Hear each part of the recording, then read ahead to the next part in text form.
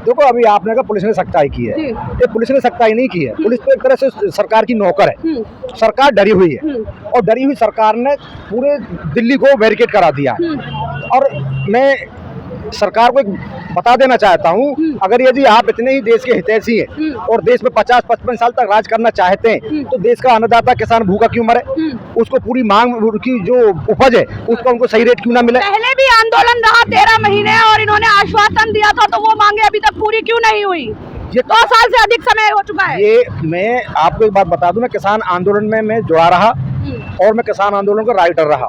130 से ज्यादा कविता मैंने लिखी और मैं अब जो आज के जो हालात हैं इसके लिए सरकार खुद जिम्मेदार है। और मैं इसे कह देना चाहता हूँ कि इन्होंने देश की जनता के साथ जो धोखा किया, किसानों के साथ जो धोखा किया, उस धोखे को अन्नदाता 2 साल से इंतजार कर रहा था इसी दिन का। 2024 के चुनाव में इनको यहाँ पे हमारे अन्नदाता की और सरकार की आर पार की लड़ाई है। अभी मैं आपको एक बात स्पष्ट कर दूं, इस समय जो बॉर्डरों पे जो किसान डटे हुए तो वो किसान है जिन्होंने एसकेएम से अलग होकर अलग गठन बनाया था और उन्होंने पंजाब हरियाणा में चुनाव लड़े थे। और अभी जो हमारे जो संयुक्त किसान मोर्चा एसकेएम जिसको बोलते हैं, वो अभी आंदोलन में नहीं कूदा है। उन्होंने 16 तारीख को भारत बंद का आह्वान किया। 16 तारीख के भारत बंद को सफल बनाने के बाद वो सरकार को संदेश देना चाहते हैं कि हमें आप मजबूर ना करें, तो हम देश की सड़कों पे आए और देश की जनता को परेशानी हो। तो अगर यदि सरकार इस भारत बंद से सबक लेकर उनकी मांगों को मान लेती है तो मैं समझता हूँ कि आंदोलन की जरूरत नहीं होगी, रोड को बंद करने की जरूरत नहीं पड़ेगी। अच्छा, क्या लगता है पहले जैसे 13 महीने आंदोलन चला था लगातार, क्या लगता है इस बार अगर मांगे नहीं मानी गई तो लंबा चलेगा ये आंदोलन? नहीं, इस बार लंबा नहीं चलेगा। चुनाव नजदीक है, ये ज्यादा मैं आपको कह रहा हूँ कि 15 दिन के अंदर सरकार घुटनों पे आ जाएगी। क्योंकि 2024 के चुनाव सामने और सरकार अपने चुनाव को सबसे बड़ा वो मान के चल रही है, क्योंकि वो सत्ता से बाहर नहीं रहना चाहते। उन्होंने कैसी वो रणनीति बना रखी है कि विपक्ष को भी डरा रहे हैं और सारे जो सरकार के जो तंत्र है वो सब अपने कब्जे में कर रखे हैं। अब किसान आके अगर यदि उनके लिए बाधा पैदा करता है उनके चुनाव जीतने में, तो वो झुकने में ज्यादा दिन नहीं लगाएंगे। उनको झुकना पड़ेगा और किसान अन्नदाता की मांगों को मानना पड़ेगा। अगर सरकार को झुकना ही होता तो कल की जो 5 घंटे की जो बैठक थी वो विफल क्यों हुई? देखिए, अगर ये सरकार नहीं मानी, 13 महीने भी आंदोलन चल तब भी नहीं मानी, तो वो तो मुझे पता है कि वो सीधे बातचीत के रास्ते से वो नहीं मानेगी।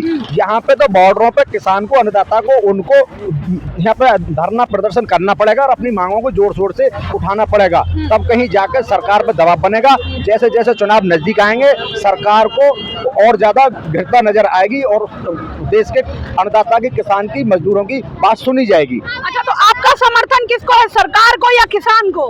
मेरा समर्थन हमेशा से देश के किसान, अन्नदाता, मजदूर, नौजवान के साथ रहा है। सरकार तो सरकार है, आज नहीं तो कल दूसरी सरकार आ जाएगी, लेकिन जो समस्याओं का समाधान सरकार की जिम्मेदारी होती है, समस्याओं का समाधान करना, समस्या बढ़ाना नहीं होता। आज ये सरकार समस्या पैदा करे जा रही है। शिक्षा को खत्म कर दिया, रोजगार को खत्म कर दिया, देश को नीलाम कर दिया। अब जो सारा जो मुद्दा चल रहा है, आपको मैं ईवीएम को बता दूं, अब ईवीएम पे बहुत ज्यादा जोर शोर चल रहा है। अभी सारा देश में एक हवा निकली हुई है कि ये सारा जो सिस्टम है, जो मशीनों के द्वारा ये सत्ता में जीत के आते हैं, तो अभी ये सारा किसानों के साथ ये भी मुद्दा है कि हमें ईवीएम को हटाना है। ईवीएम से अगर बैलेट से चुनाव होगा तो मैं समझता हूँ कि सरकार में न रहे, तो ये भी एक बहुत बड़ा मुद्दा है। तो मैं आपको साफ कह देना चाहता हूँ कि मैं किसान और अन्नदाता के साथ हूँ और हूँ और रहूंगा। तो क्या लगता है कि जिस तरीके से इन्होंने रोक लगा रखी है, सड़कों पे बैरिकेड लगा रखे हैं, तो किसान दिल्ली के अंदर आ पाएंगे? देखिए, जब किसान लाखों की संख्या में आएंगे, जितने भी हमारे देश के बॉर्डरों पर सुरक्षा कर रहे हैं, पुलिसकर्मी है, सीआरपीएफ है, आरपीएफ है, पीएसी है, ये सभी किसानों के ही बेटे हैं, मजदूरों के ही बेटे हैं। ये अपने माँ बाप पर, अपने ही भाई बंधुओं पर लाठी नहीं चलाएंगे, गोली नहीं चलाएंगे। अंततः उनको सेफ रास्ता देना पड़ेगा। तो हो सकता है कहीं लाठी चार्ज हो या पानी चले या आंसू गैस चले, वो तो उनका एक सिस्टम का हिस्सा है, वो हमें झेलना पड़ेगा। अंततः हमें प्रवेश मिलेगा अगर सरकार नहीं मानी तो, और हम अपनी सरकारों को जोर शोर से, ऐसे सरकार झुकने वाली तो है नहीं, तो हमें लड़के ही अपने अधिकार लेने पड़ेंगे, और इसमें कोई बड़ी बात नहीं। अच्छा, लगातार विरोध प्रदर्शन चल रहा है ईवीएम को लेके, सरकार को लेके, तो क्या लगता है इस बार जो किसान आंदोलन जो हो रहा है इससे सत्ता परिवर्तन होगा?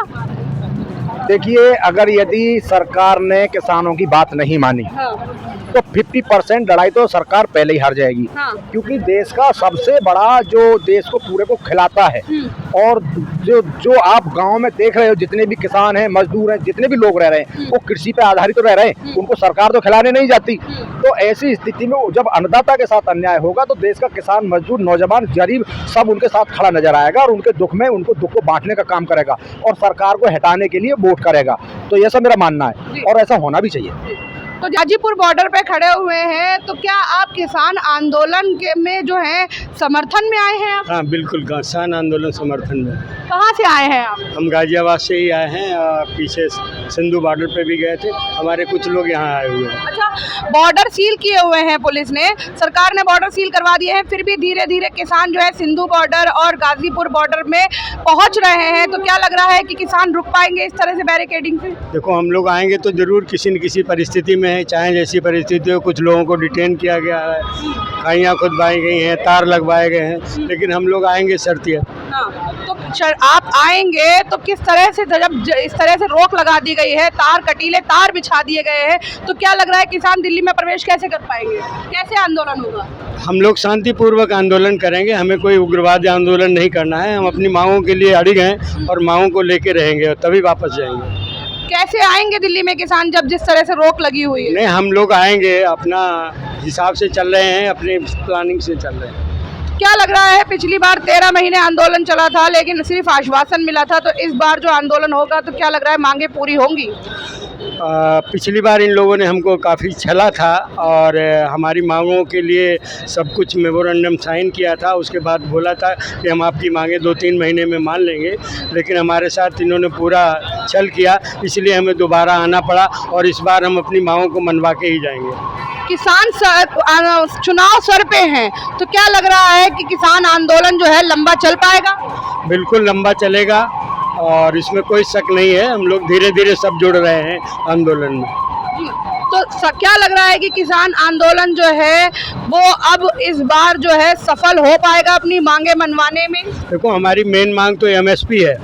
एमएसपी हमको चाहिए कि हमारा जो लागत है उसके अलावा हमें 50% कास्ट मिलनी चाहिए। हम उसी पे काम कर रहे हैं। अगर हमारी वो मांग मान लेते हैं, हम लोग वापस चले जाएंगे शांतिपूर्वक। मेरा यही सवाल है आपसे कि जनता ये जानना चाहती है किसानों की मुख्य मांगे क्या है जिसको लेकर ये धरने बार बार आंदोलन हो रहे हैं? मांगे तो हमारी इनसे बात हुई थी, तो उसमें इन्होंने बोला था कि स्वामीनाथन कमीशन की रिपोर्ट लागू करेंगे, लेकिन स्वामीनाथन की 5 रिपोर्ट आई 2004 से 2016 तक, लेकिन उसके बाद जो फाइनल रिकमेंडेशन स्वामीनाथन NCF की आई, उसमें इन्होंने कोई काम नहीं किया। उस पर हमारी करीब 10 मांगे थी, जो मेन 10 मांगे थी, वो 10 मांगों में तो एको मांग भी नहीं मानी है। उसमें हमारी मेन मुद्दा था कि हमारा MSP अगर आप मान लीजिए तो हम लोग वापस चले जाएंगे। उसके बाद भी बहुत सारी मांगे थी, उन पे किसी पे कोई काम नहीं हुआ आज तक, तो उन पे हम लोग लड़ रहे हैं, लड़ेंगे और जीतेंगे।